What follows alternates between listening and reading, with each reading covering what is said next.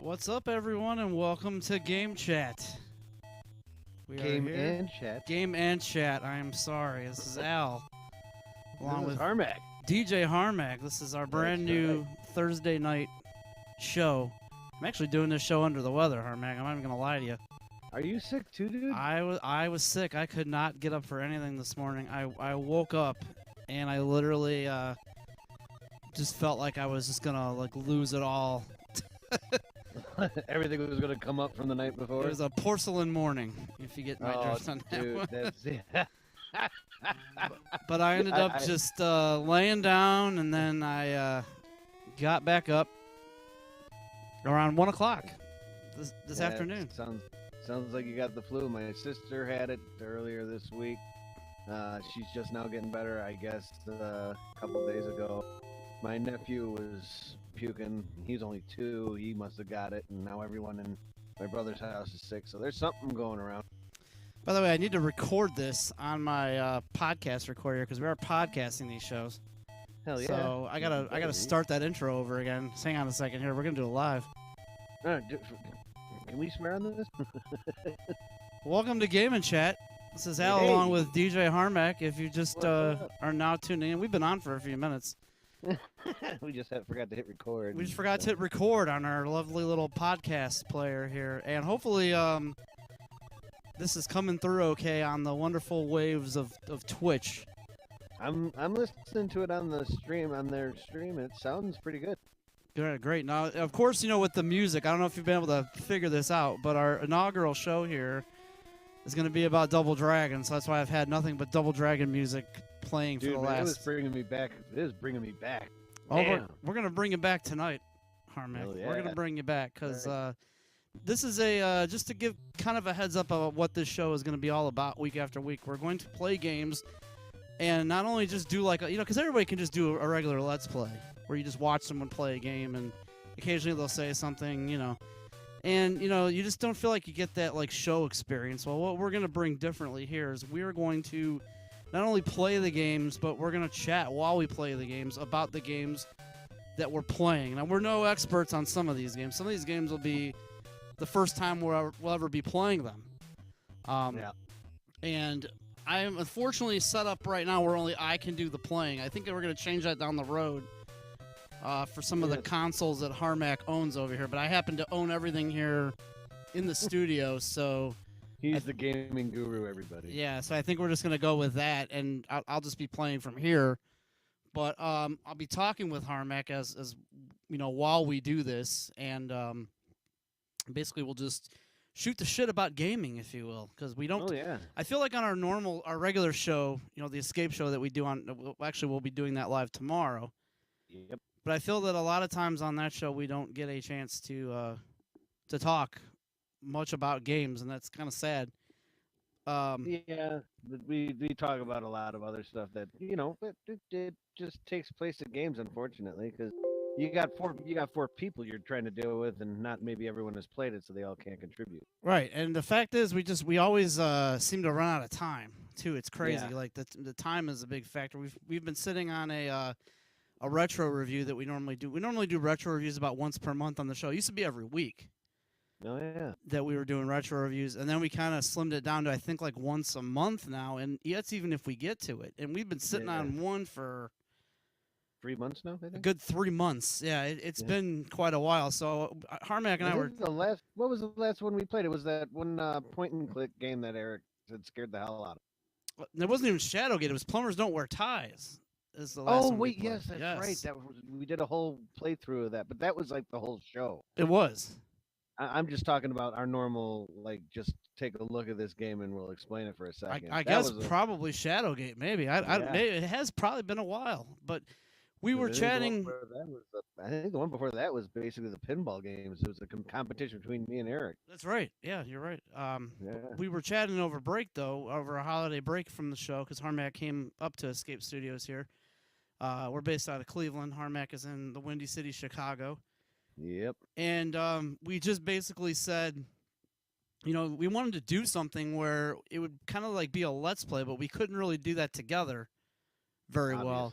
for obvious reasons, we're in different states. So we said, well, why don't we? I'm a big guy, but I don't have the longest arms in the world. I can't reach 300 some miles. It's just not going to happen. And until Elon Musk comes up with that whole shuttle that gets people from Cleveland to Chicago in 30 minutes, Yeah. we'll have to do this for now. So we came up with this idea. We're just going to do a regular talk-based show, like a podcast show.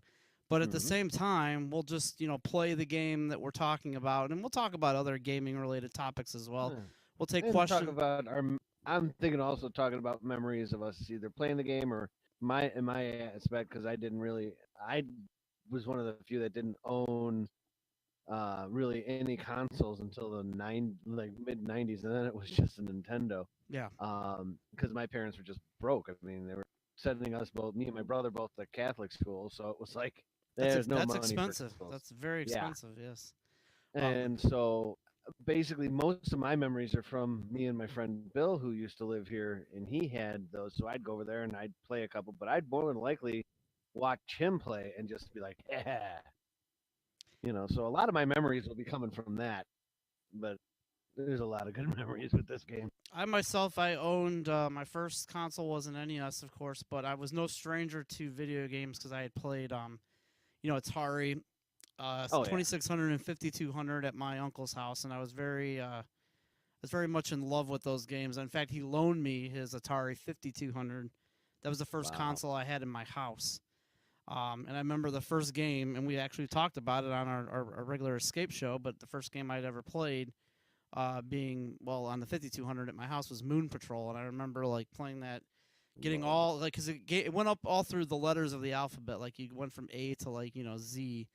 Yep. I remember getting up to, I think, T or U, somewhere in there, and, just not being able to go further. But, hey, I was 5 years old, so, what more can I say? Yeah, I mean, I could honestly say my first console was, we were still living in Minnesota at the time, so this is before I was 7, because we moved to Chicago when I was 7. So my dad had bought an Atari 2600, and the first game I ever remember playing on that was with my mom was Breakout. I remember Breakout. Yeah, Breakout was great. The favorite level. What? That was with the paddles, right? On the guitar. Yeah, we had the paddles. We had the 2 paddles and the 1 joystick. I don't know why he didn't get 2. But I think it came with 2 paddles and 1 joystick. I think he bought it from one of his friends.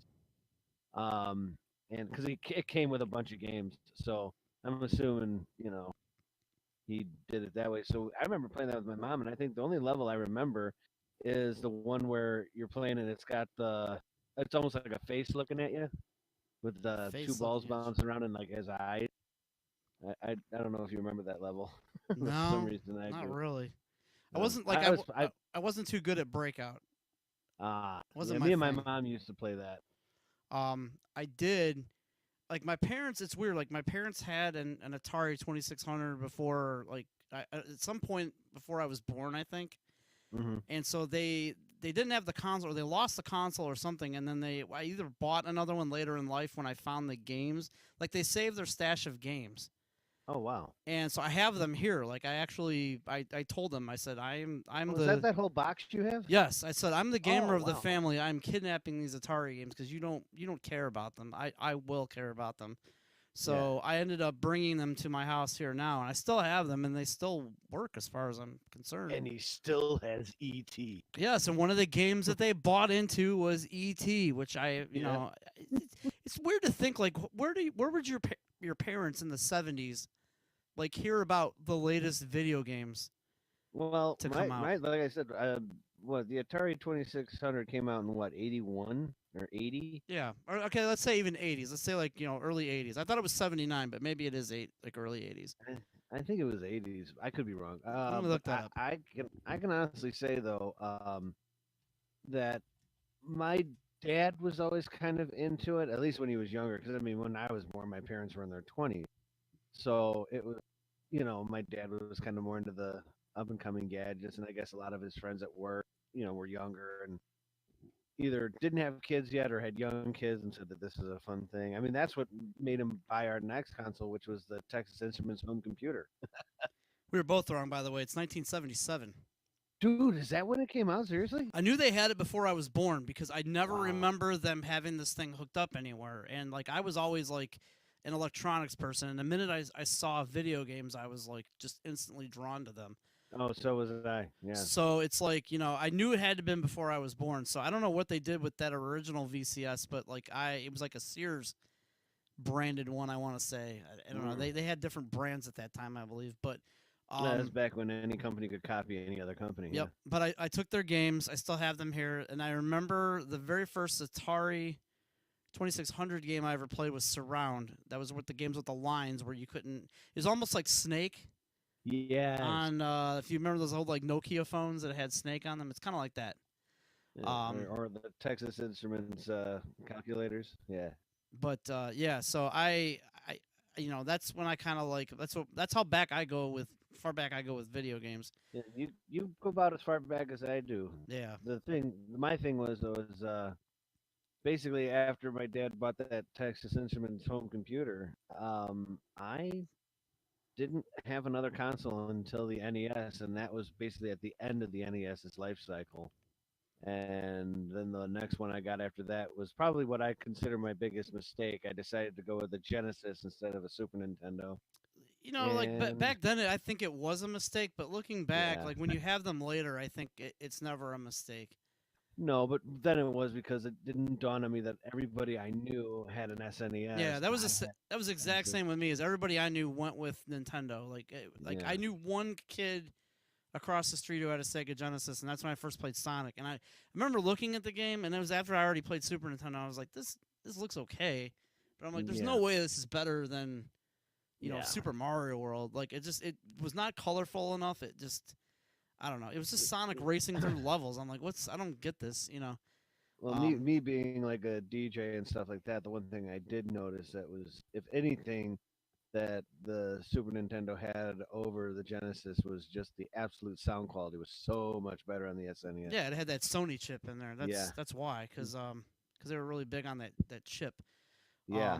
But then the next one I got after that, I mean, this goes to show you like the span after the Genesis. The next one I bought was after Hell. It was the PlayStation, the original, and PS1. I haven't looked back. Yeah. I've been buying PlayStations ever since. I said in the 90s that I was always just going to stick with Nintendo because I never went Genesis. Like, I did buy a TurboGrafx, but I bought it secondhand. I really like that thing, but, like, I was always, like, I'd always would go back to Nintendo because they always just had the games that I liked. Like, it was just, everything was there. You had Zelda, you had your Mario, you had your Final Fantasy, you had your, all the Metroids, like, everything they just had, and I didn't care for anybody else's, I thought Bonk's Adventure was cool. I thought Splatterhouse was cool, but I'm like, it just wasn't Nintendo. So then whenever PS1 came out, like I waited because I knew the Nintendo 64 was coming. I'm like, yeah, that's what my cousin did too. Yep. I'm like, I don't want the PlayStation. I'm like, I don't even know what the PlayStation is. They had no mascots. I didn't. A buddy across the street got one. I played like Jumping Flash. I remember, and I was just like, okay, well this looks good, but there's just no personality to this game. There's no, you're drawn to like the personality of the games, and that one had none to me. Back then. Never heard of that game. Yeah, it's on the PS Classic. If you buy the PS Classic out now, it was one of the launch titles with the original PlayStation. It's okay. It's nothing to like write home about. It's just it's amazing at the time because it was a full 3D game, and the only other full 3D games you had was like Doom, or that never got ported to PS1. I don't think. Right, but I'm just saying like on the PC, that was the only thing relatable to it was full 3D was on anything on the PC. Oh yeah. I mean that was back in the day. Also, if you had a PC capable of running it. Right. We did.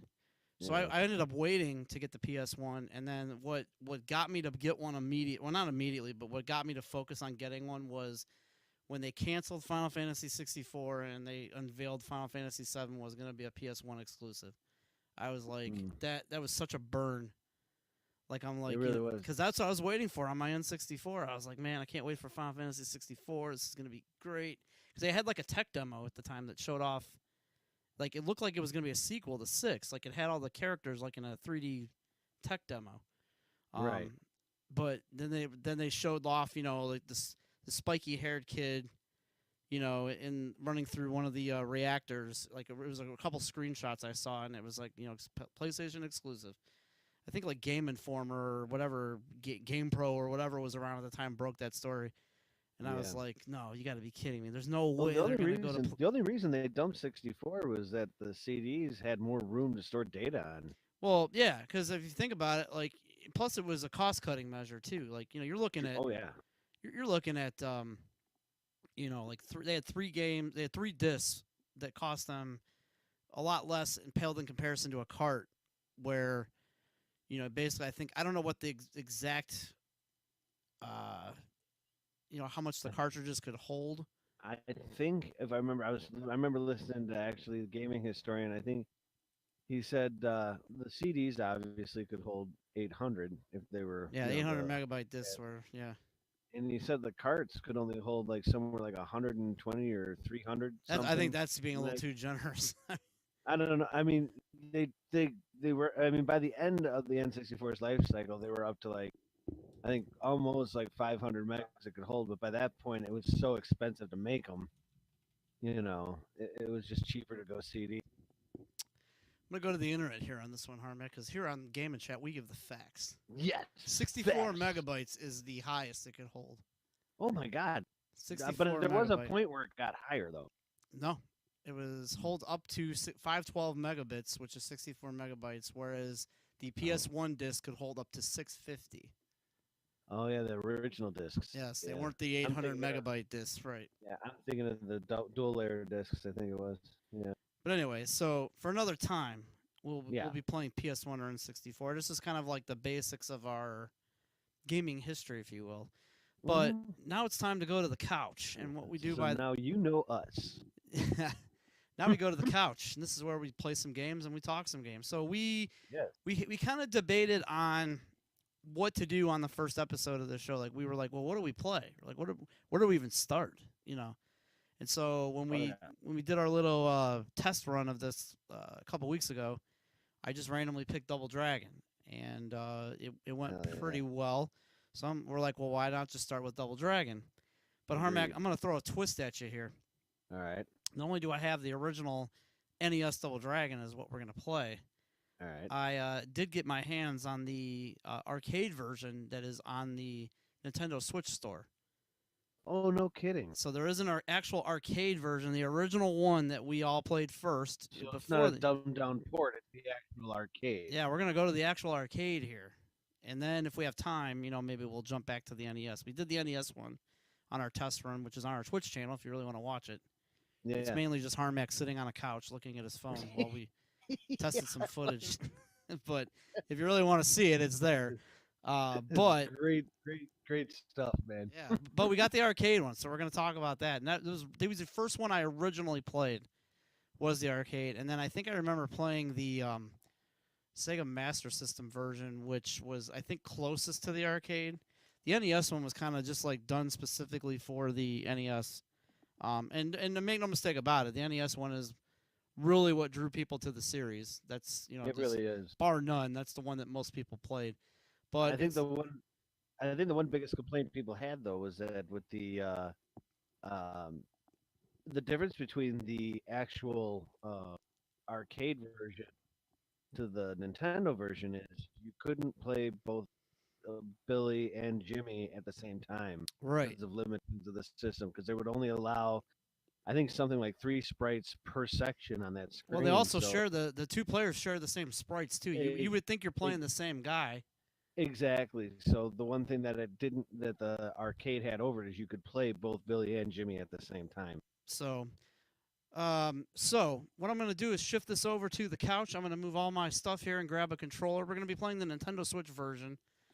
So if you see the Nintendo Switch here, that's kind of what we're going off of, because I don't have an actual arcade unit of it that I can just pump into the stream here, obviously. But you didn't go into your vault, to the arcade vault you had? No, unfortunately I did not. Okay, we're back. Here's Double Dragon, the arcade one. We've got original mode and we've got caravan mode. No, Harmack, this is not an actual caravan here. Well, come on, it makes it sound like it's like the traveling mode.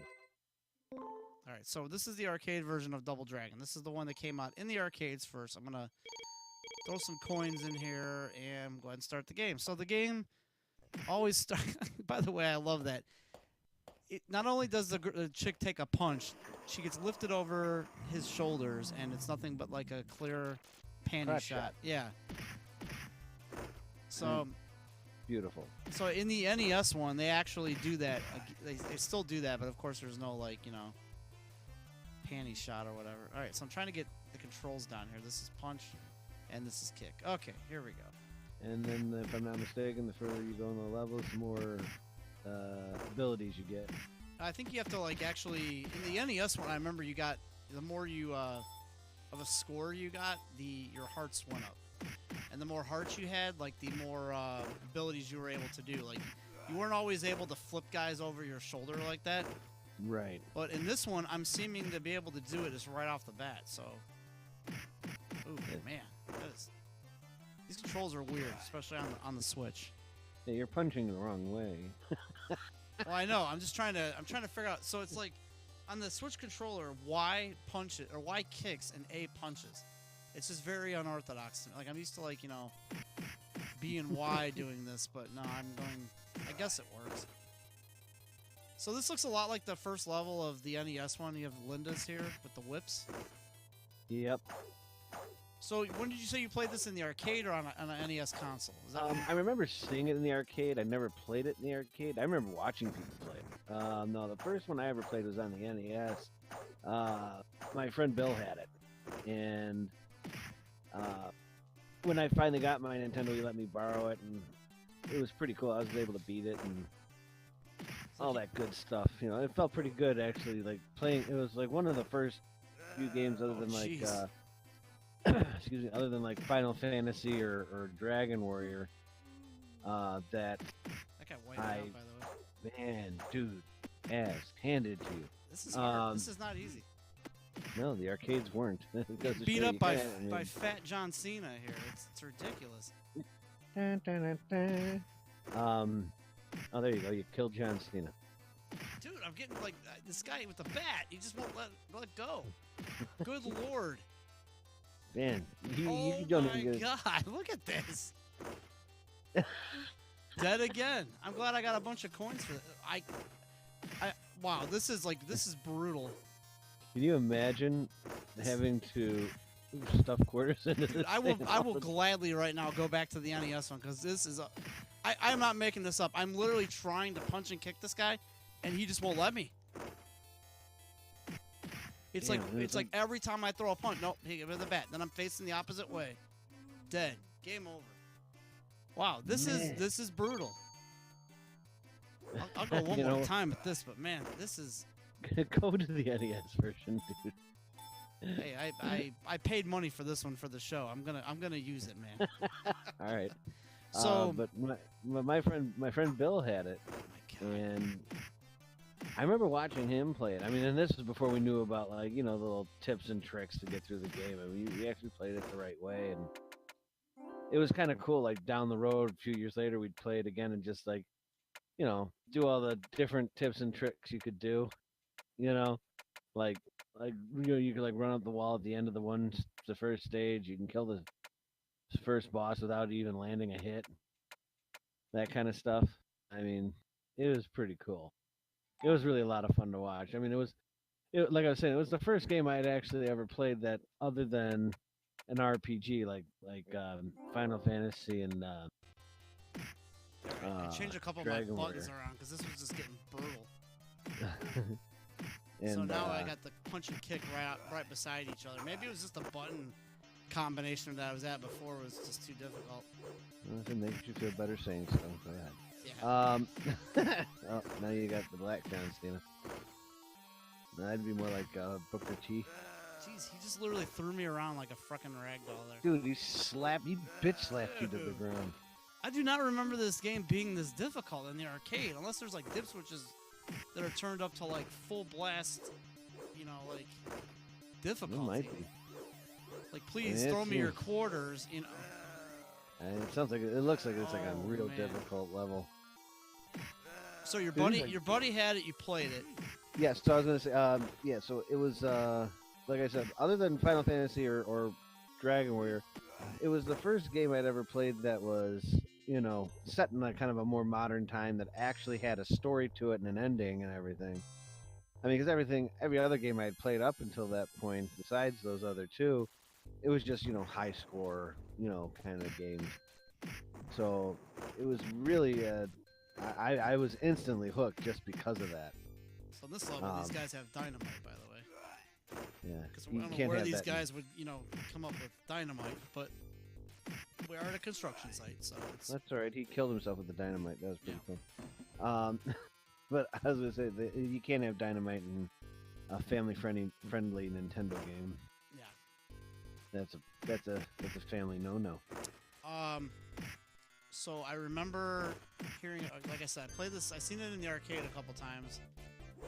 Maybe I just sucked at it, or maybe like I didn't play it because I sucked at it. Like I don't have very many memories playing the arcade one. It's kind of like the NES one, but a little bit. There are differences. Mm-hmm. The difficulties in the arcade seems to be way over the top. So my parents like heard about this game and they were like, no, never will you ever own this game, because the big thing when this game was in the news was that it was the first game where some of the enemies were women, like the Lindas, Yeah. and you were hitting them or punching them, and if you just look at the game, if you don't know what's going on in the game and you're just looking at it for the first time, you honestly, wow, the slowdown here is terrible. You honestly have no idea what's going on. Like, okay, all it looks like is this guy just dying. This guy that's just beating up people for no reason, and these people are defending themselves. If you're some parent looking at this, I could probably see where you'd come up with that idea. Like, there is a story behind this game. You're trying to get your girlfriend back. That's the story. Right. So when my parents seen that, this dude's beating up women, they're like, oh, well, this game celebrates men, abusing women. We'll never have that, so you'll never play the game, basically. Right. Well, this is also around the time where... now. Right, and this is also around the time where, like, Double Dragon, anyone who played, not Double Dragon, but, what was the name of that game? I can't think of it all of a sudden. Like Dungeons and Dragons, it's a sign of a cult, There's it's lots like, of 80s conspiracies, like right. kids. It's just rock parents music are afraid of what they didn't understand. They assumed the worst. I mean, like any parent probably would. And believe me, like my parents were, they knew of that. They were kind of subjective to the cartoons that I watched too. Like, I watched Thundercats. That was one of my shows I watched in the afternoon. Hell yeah! And they were like, they saw like Mumra, and he had like a goat head. Oh yeah, when he would turn into Mumra. Yeah, which is like a sign of like the Satan's cult and everything. So they're like, nope. That's how they're putting that stuff into kids' shows now. They're putting it into cartoons. So like, I was never banned from watching it. Like I was just kind of like, really, I don't care. There was a rumor. There was a rumor too about Legend of Zelda. Like they said, Legend of Zelda, like the name Zelda goes back to the satanic cult. Well, they were really like stretching when they were saying, the Triforce is like some sort of satanic symbol and stuff. Yeah, well, they could easily say any of that, and Oh yeah. Get away with that.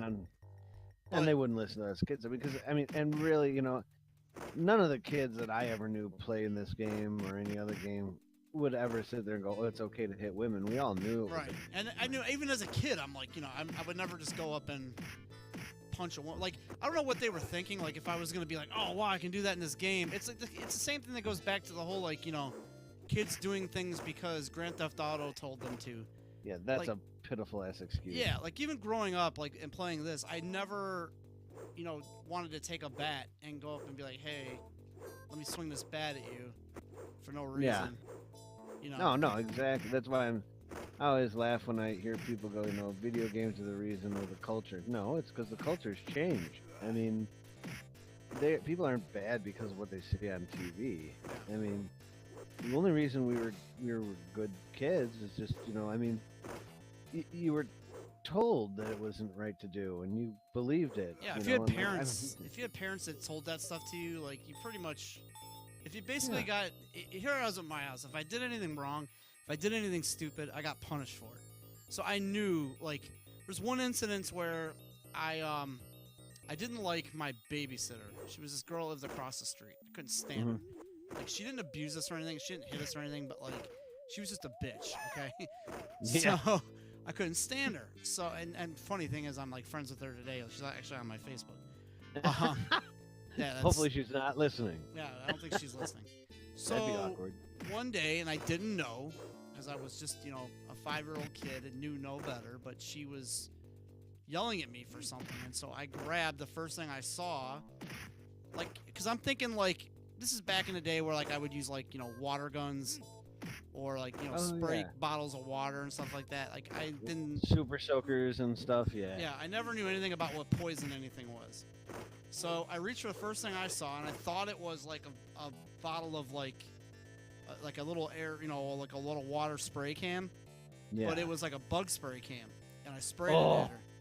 And so, like, she made a big deal of it. Hurt. I'm sure it hurt. Oh God, I'm sure it didn't tickle. Yeah, she made a big deal about it. Went home basically, and then my mom, like, grounded me for like 2 weeks. Well, you had it coming. Never hit anybody with bug spray. I'm like, I didn't even know what it was. Like, I'm like, I don't know what bug spray is. I'm 5 years old. You know? But it was a lesson that you'll never forget. Well, I knew I got in big trouble for that because A, I used it on a girl, and B, you just don't spray people with, bug spray. I knew, like, what a bat was. I knew, you don't hit people with a bat. It's like obvious things, but, if you... I think a lot of parents forget that kids actually, for the most part, kids are stupid. I was one of them. But There's Ball John Cena again. I'll throw me into the lake. Kids though, they can, they he threw you right in the lake. Nice. Kids actually can put 2 and 2 together. They know. It's not like they don't have any wherewithal of what to do. And I understand that parents are trying to choose, but I still remember to this day my mom even telling me, what you see on TV, that's just fake. You don't do that in real life.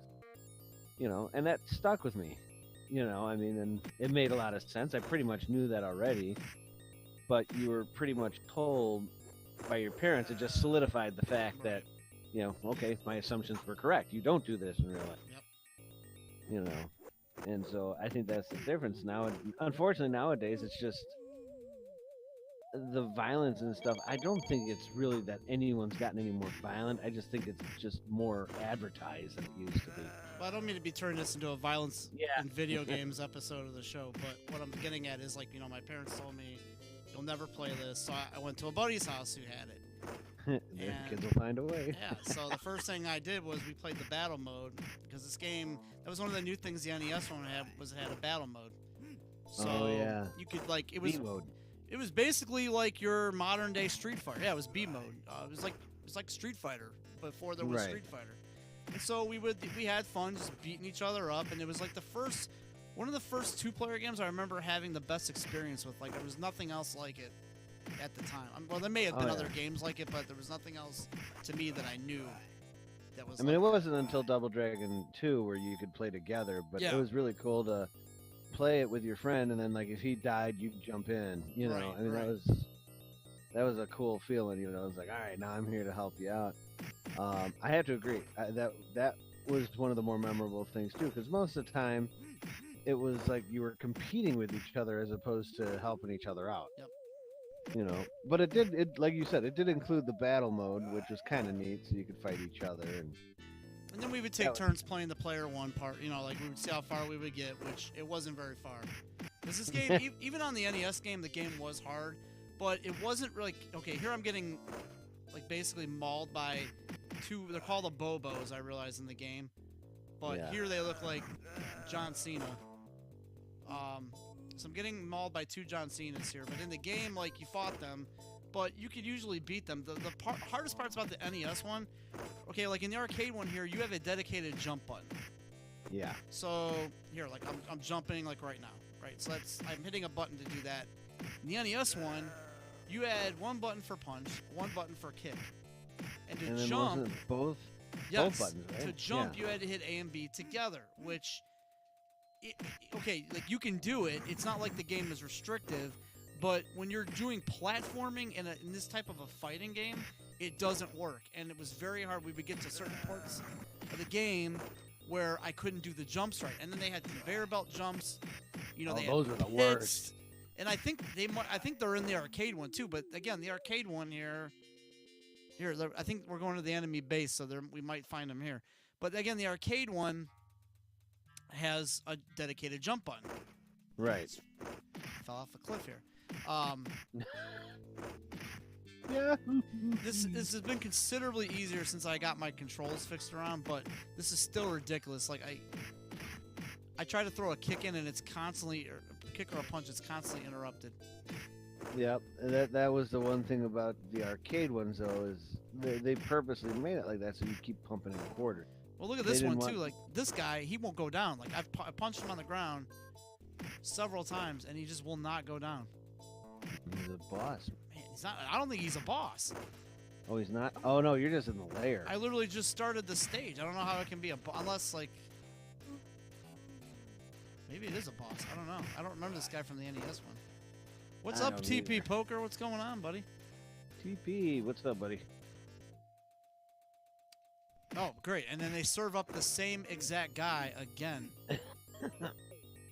Oh, you know, in case you didn't have enough of the other guy. Yeah. By the way, I forgot to change the title of the show here, but this is our new Thursday night show called Game and Chat. That's right. Just tuned in. Harmack and I will be playing games on Thursday nights at 10 o'clock for about an hour or so. And then we'll be chatting it up while we play these games, or while I, in the beginning, play these games. We'll be doing some online games down the road. Got a couple ideas. Right now we got a bunch of classics lined up.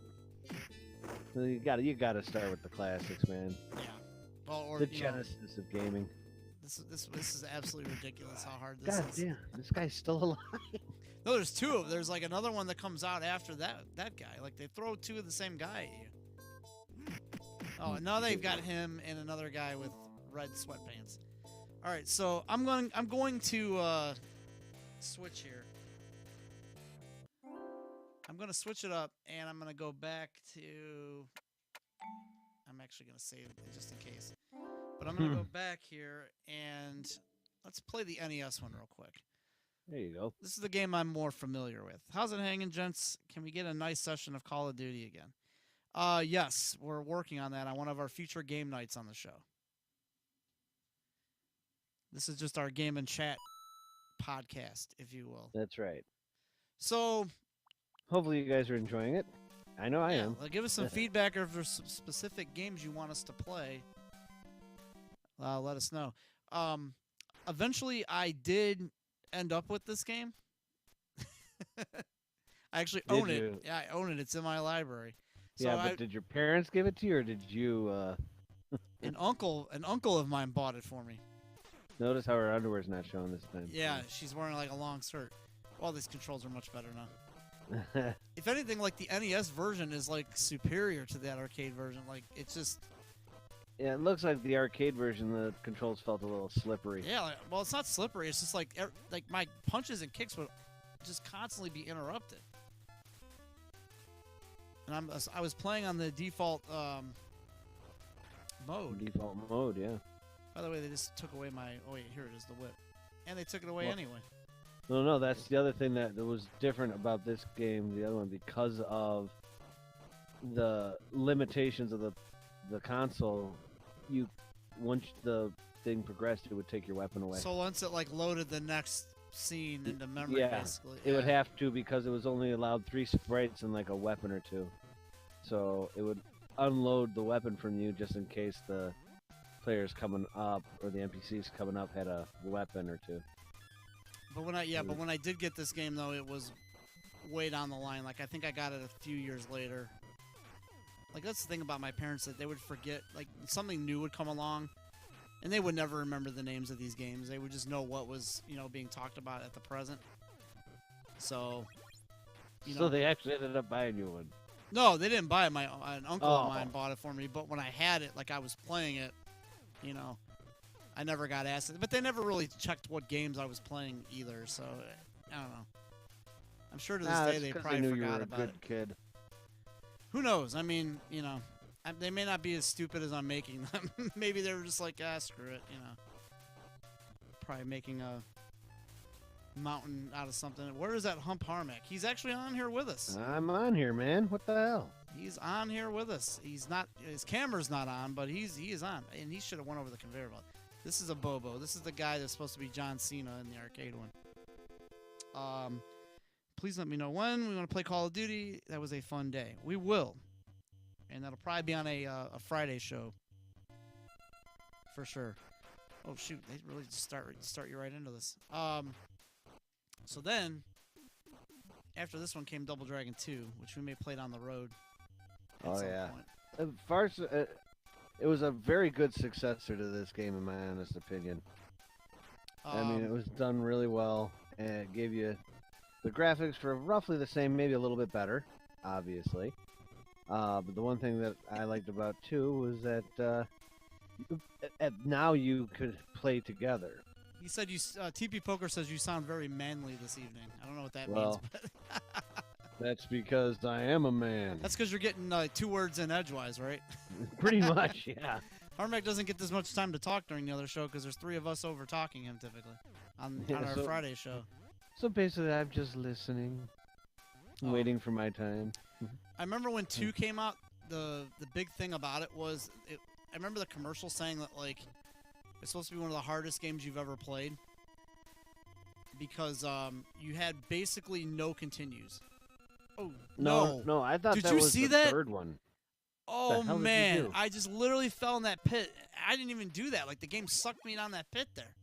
Well, I've had that happen before. Just watch when I come off the fence. Yep. That ain't the first time I've seen that happen. I forgot that this game was that. Yeah, you got to stay way over to you know what I'm gonna do? I'm just gonna jump right off the fence here. I'm in mission 2, by the way, for anybody just podcasting this. It's great that to podcast the show, and this will be available. We're gonna get this on iTunes and the escapeshow.com, Google Play, all that good stuff. But if you really want to see what's going on, the best place to listen to this or watch would be on Twitch because you can at least see what's going on in the game. Yeah, and you guys can always, not to plug my own show, but you guys can tune into mine too. I do DJ Harmack's Block Party. Sick plug there, Harmack. That it is. Well, you can go ahead and talk about it. No, it's just a Block Party request show. It's every Friday before the Escape show. So you're on at 8 o'clock. You're on at 8 o'clock. The Escape is on at 9. All times are Eastern here. Obviously, yes. And basically, you just send me your music requests in the chat room, and if I've got the music, I will play it. Kind of like, think of me as like a fat jukebox. A fat Spotify. Yeah. So I'm gonna be cheap. I'm gonna be cheap here. I could technically fight this guy if I really wanted to. But why bother? But there's a glitch in this game where if you just immediately when you hit a ladder, the enemies freeze and the game locks them into this into as like a lock state, and basically you can just climb down the ladders. The game forgets that the boss is out there and erases the boss, and you end up winning. Yep. That's one of the coolest tricks. It's weird that they had so many memory limitations. Like, I think it depended on like different chips that like third parties had in their games to give the games more memory. Because I remember noticing that at first when like Castlevania 3 came out, because it had its own sound chip. Yeah. Because they went like all out on that soundtrack for that game, and that was one of the better soundtracks. And you notice games getting like noticeably bigger too. Like this game is just pretty much 5 stages. The memory limitations are pretty crappy compared to some standards. Yeah. Here's funny. Well, I think here's the boss. They throw you now 2 bosses of the previous level you were just in, like immediately. I could go for a nice lap dance right now. Couldn't we all? TP Poker, you're the man. But also, as Al can attribute, I've been doing my own Let's Play too during the week. Yes. You can watch that here on our Twitch channel as well. Yep. Or you can follow. YouTube. Yeah, or you can follow Harmack on his own channel, twitch.tv/Harmack1. That's right. You'll get alerts. Or you could follow it on YouTube, because unfortunately Twitch deletes the videos after a certain number of days. I think when you get more followers or when you get more videos going, I think that lessens, that stops. Yeah, that may. I don't know, but I'm doing actual Let's Plays, and it's usually most of them are going to be games that either I haven't played before or have, but most of them are going to be ones I haven't played before. And basically just going through it blind, not using a guide to go through or anything like that, just playing it for what it is. So you remember when I was talking about the Double Dragon with the button controls, like one button is jump, one is... this is where it sucks. So, I died so yeah, many times, this is where platforming comes into play. So in the arcade one, you had a dedicated jump button. Here I don't have one, so I'm going to have to hit A and B together and pray that jump pulls off. And it did, but... Well, Harmack, you'll see what happens. Let's see. Oh, yeah. Harmack's on a bit of a delay. And right. Yep. I made it. It literally... Oh, wow, I actually got over this time. Nice. Um... But yeah, so my channel basically is, like, I've been doing the Uncharted series. How the hell did you bounce over that? Right now I've been doing the Uncharted series because I've never played it before, and I finished Uncharted 2 last night. I was there to witness it. Oh yeah, and yeah, I tuned in.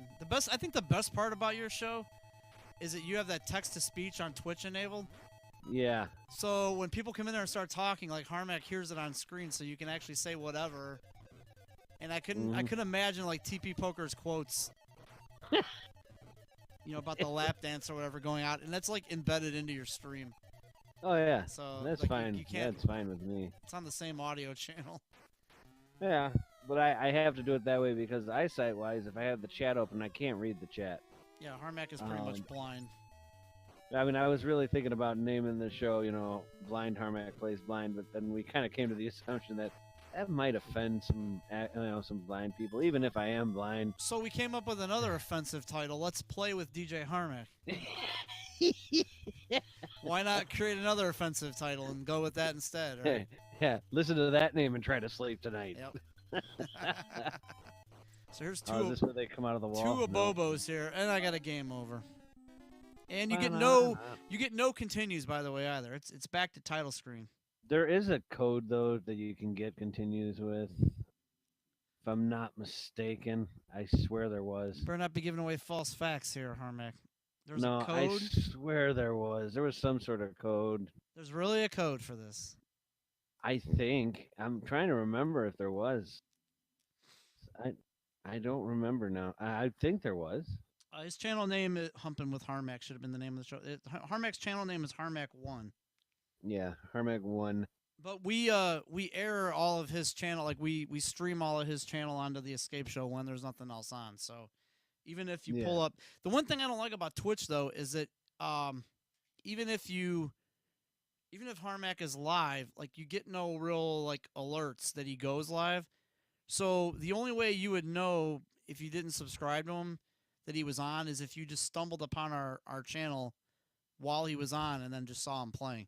I wish Twitch would give away some updates like that, like, Well, Twitch they actually did. They actually updated it to it'll say, it's not going to alert you every time somebody's on unless you want it to, and you have to click on that on the page you want, which is kind of annoying, but that's how it works now.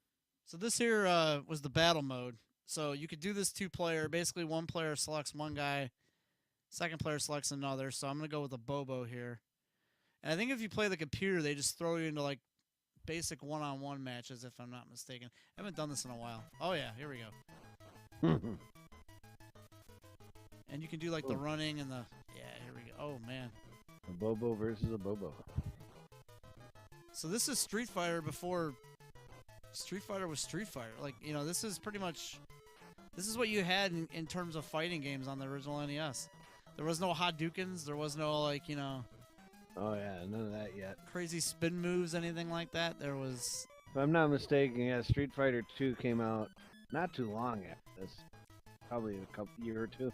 This was 88, I think, or maybe 87. So Street Fighter was 89. Yeah, so about 2 years. Yeah. In the arcades, there were games like this. I'm talking specifically like home console.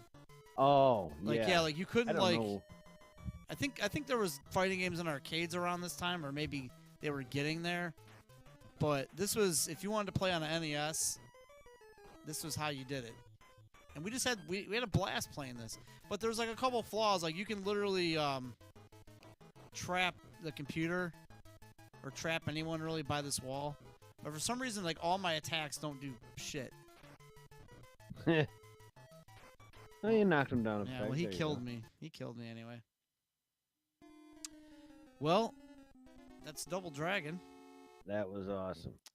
We played that. That was nice. I haven't seen that game played in a long time. Yep. I mean, really. Nice to go back to that. So here's the final thought here. Do we recommend this game, Harmack? Do you recommend it? Oh, do I recommend it? I implore you to play this game. It is really good. Even if you're not really good at gaming, this is not that hard of a game to do, and it's really easy to learn, because obviously, unlike the controllers of nowadays, you only got really 2 buttons and to really learn. And I mean, put it this way: if I could play it from the start, anyone can. So I would definitely recommend this game. The soundtrack is amazing. The graphics are great. Obviously, it's a pretty short game because of the time it was done, but all in all, it's a fun game to play. So I definitely recommend it. Yes. So obviously, I would recommend it as well. I would definitely if you got a Switch, it's on the NES app where they give you free games. This is one of the initial runs that they gave you. So I would definitely recommend if you have a Switch and you just want to play it. If you're a Nintendo Online subscriber, it's free. It's a no-brainer. Give it a shot if it's in your library. In terms of that arcade one that I played earlier, oh man, I'll be honest. Like I paid, I think it was $7.99 for the arcade one just to have it basically for the show. Like I wanted basically to have just to see how it would go. So there are some cool things about this game in terms of, you can save your progress. I don't know what the high score mode is. I'm not sure how that differs from the actual arcade. I'd have to play a lot of these. I haven't played much of it yet, but the fact that I just get right back into the game. All I did was exit the game after a save, and I'm literally right back where I left off. You couldn't do that in arcades either. You couldn't do that in arcades back in the day. And well, you could if you kept putting in quarters. Yeah, but could you walk away for an hour and then just decide you want to come back and have the game? No, because then some bully would take it over and take your spot and beat the game on you and say he won it. Right. Back. So look, if you're an arcade purist, then $8. Look, you'll spend more at McDonald's on a combo meal probably than you would on this game. So sure, if you're an arcade purist, pick it up. But if you have to choose between the NES one or the arcade one, you're definitely going to want to go with the NES one. It's just better in my opinion, even though this is what looks to be 16-bit arcade game. I don't know if that's a fact, but it looks to be, or somewhat close to it. Yeah, to me it's 16-bit. Yeah. What is this? Dude. It's Alien John Cena. And the fact that you literally didn't kill me, it's so easy to walk off of cliffs in this game too. It's so stupidly easy to walk off cliffs. Although I may have found an easy way to beat this dude. Just hit him with the stinking rock over and over again. I don't know why I'm still playing this. I don't either. Yeah. Oh, I beat him. So yeah. So I'm done playing. So I'm gonna basically make a save point. I can come back here anytime I want and continue the game. Maybe on a future stream. Who knows?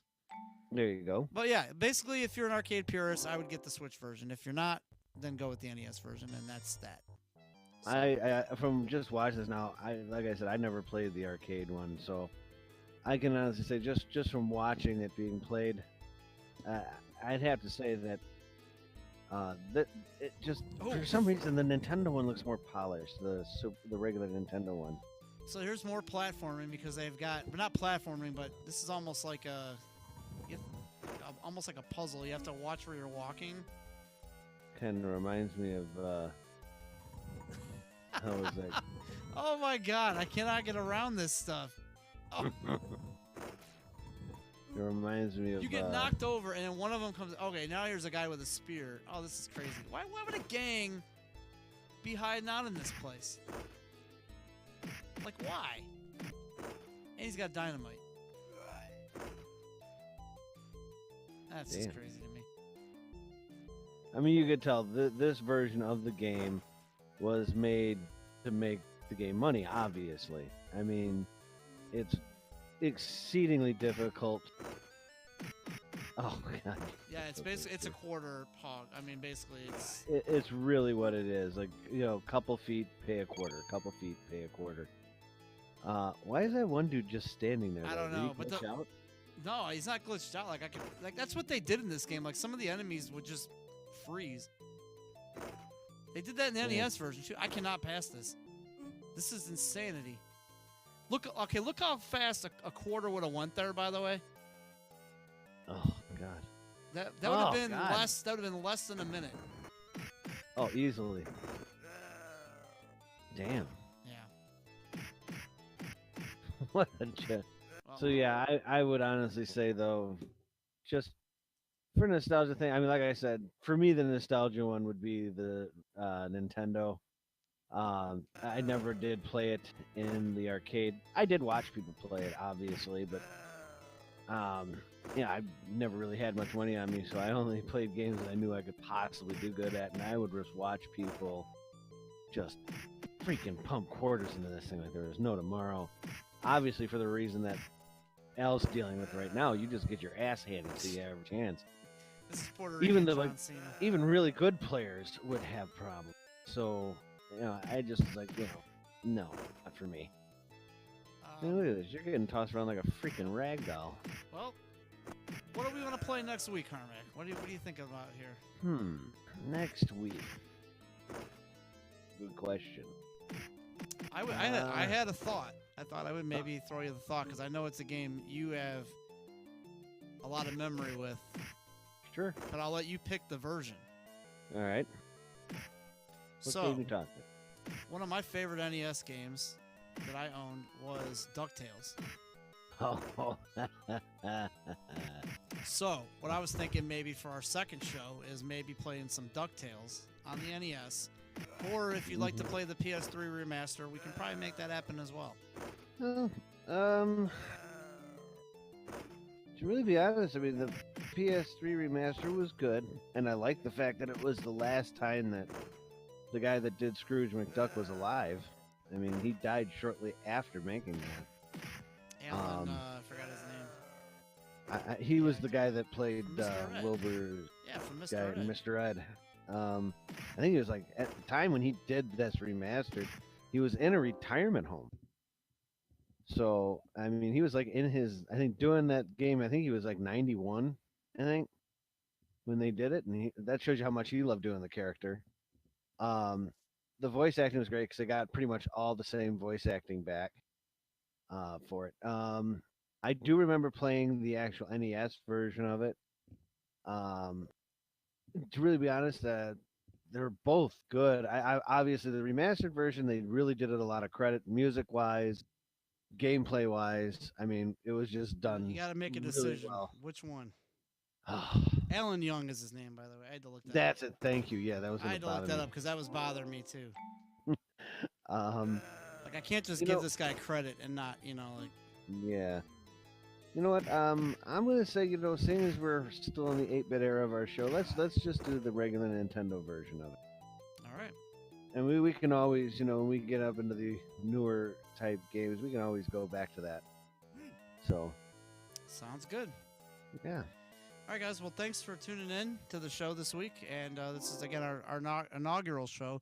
We're gonna try to get things a little bit better next week. We're gonna try to get our webcams up and working and get the show to where it doesn't sound like a staticky mess like it sounded in the beginning there. So to everybody who tuned into the pilot episode here, just think of it like as the pilot of Seinfeld. It wasn't great, but then it got better over time. Right. I mean, if you listen to like even my Let's Plays on mine, if you listen to the first one that I did compared to the one I did last night, it's definitely better. TB It gets Poker, better as you go. the next wrestling show. What is the That's Royal not for- Rumble? It's a week or two. We'll have that on the Escape. We'll talk about all that on the Escape. It's not tomorrow. I believe it's the week after. Yeah. So yeah, that's when that one will be. So that'll be all on the Escape tomorrow. And again, we'll be back on at 9:00 Eastern time, and the block party will be on at 8. So you want to definitely tune in for that. But Definitely. All right, guys, thanks for tuning into the show, and we'll be back next week with our next game and more game and chat. Hell yeah! Take it easy, guys. See you Take next it week. easy, everybody. See you later.